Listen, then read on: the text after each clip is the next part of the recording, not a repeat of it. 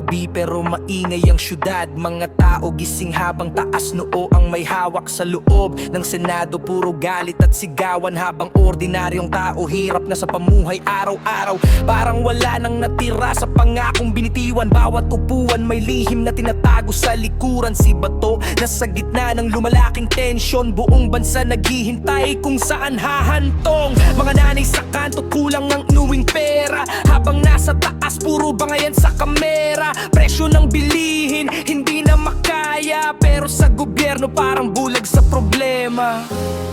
Ilang taon ang ganito, pagod na ang Pilipino. Gusto lang naman mabuhay ng tahimik sa mundong magulo. Putukan sa Senado, parang puso ng bayan unti-unting napapagod. Mga sigaw sa taas di na kayang pakinggan, habang tao sa baba nawawala ng pag-asa.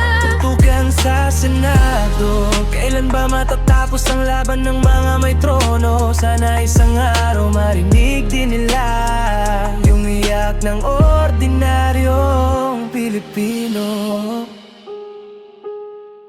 Mga dating magkakampi ngayon'y nagkakagulo. Bawat tingin puno ng galit at pagtataksil dito. Robin sumisigaw habang kamera nakabukas. Lahat gustong marinig pero wala namang lunas. Yung Pangulo parang tahimik lang sa gilid, habang buong bayan dahan-dahang umiinit. Kabataan nawawalan na ng tiwala kasi paulit-ulit lang ang nakikita. Corruption parang sakit na di mawala. Kahit sino maupo parang pare-pareho na. Taong bayan na iipit sa gitna. Habang sila sa taas tuloy lang ang drama. Sira na sa dilim, Takot sa hangin, Pilipinas kailan magiging payapa?